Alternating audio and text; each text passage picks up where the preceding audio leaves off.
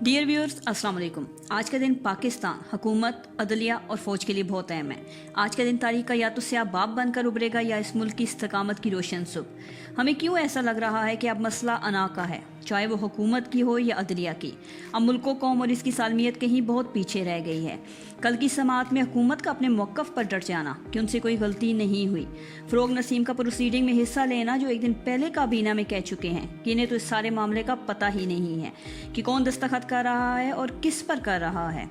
PTI government से procedural गलती हुई है और दूसरी गलती फ़रोग़ नसीम को इस केस के लिए असाइन करके, जिन्हें मामले की संगीनी तो दूर की बात, मामले की आगाही ही नहीं, जो अपने लाइसेंस की तगो-दो में मसरूफ़ हैं।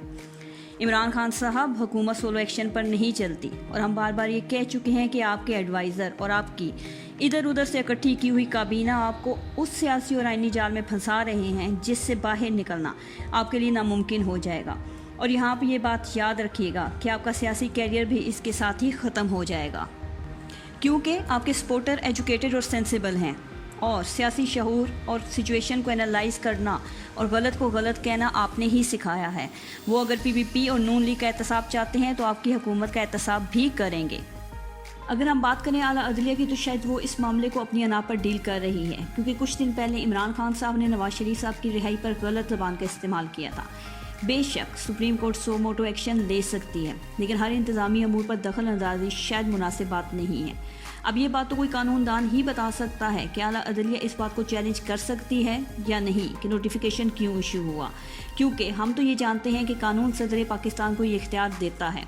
नोटिफिकेशन में टेक्निकल या प्रोसीजरल गलतियाँ, इनकी निशानदेही तो की जा सकती है, लेकिन उसके लिए हुकूमत को कटहरे में खड़ा करना और नोटिफिकेशन को मुअत्तल कर देना चेमानी दारत। यहाँ ये बात भी बहुत इंपॉर्टेंट है कि नोटिस प्राइम मिनिस्टर को इशू होना चाहिए। चीफ ऑफ आर्मी स्टाफ को किस बेस पर किया गया, जिनका बज़ाहिर इस मामले से कोई डायरेक्ट ताल्लुक नहीं है। और आज जनरल कियानी और जनरल राहील शरीफ के डॉक्यूमेंट्स क्यों मंगवाए गए? क्या कोई नया पेंडोरा बॉक्स खुलने जा रहा है? अदलिया की ये हरकत अवाम में ये तासुर पैदा कर रही है कि शायद अदलिया और फ़ौज आमने सामने हैं, और हम ये बात जानते हैं कि हमारा मुल्क मज़ीद माशी अदम इस्तेकाम का मुतहम्मिल नहीं हो सकता। और जब इदारे आपस में टकरा जाएँ तो नुकसान सिर्फ मुल्क व कौम का होता है, और ख़ासकर इन हालात में जब अंदरूनी और बैरूनी दुश्मन हमें तोड़ने और बर्बाद करने के लिए जीन जान से कोशिशों में मसरूफ़ है। क्या इस सारे मामले के पीछे अदलिया का अपना कोई मफाद है? अब अंदर की बात तो रब ही जाने। मज़ीद इस मौजू पर बात नहीं कर सकते, वरना हम भी तौहीन अदालत के मुर्तकिब गिने जाएंगे। किसी ने क्या खूब कहा है, अव्वल तो ज़माने में नहीं तुम सा कोई और, अव्वल तो ज़माने में नहीं तुम सा कोई और, गर हो भी तो हम कौन सा तस्लीम करेंगे। हमें हुकूमत और इदारों की नीयत पर शुबा नहीं, लेकिन हमारा मौक़िफ़ ये है कि हर इदारा अपनी जुरिस्डिक्शन में काम करे जिसके लिए वो बनाया गया है, वरना इदारों का टकराव मुल्क की मफाद को नुकसान पहुँचाएगा। यहाँ हम आपको अगर अंदर की खबर दें तो शायद अब चीफ ऑफ आर्मी स्टाफ खुद ही इस फैसले को डिनाई कर दें, क्योंकि अब बात चीफ ऑफ आर्मी स्टाफ और आर्मी की डिग्निटी और रेपुटेशन की है।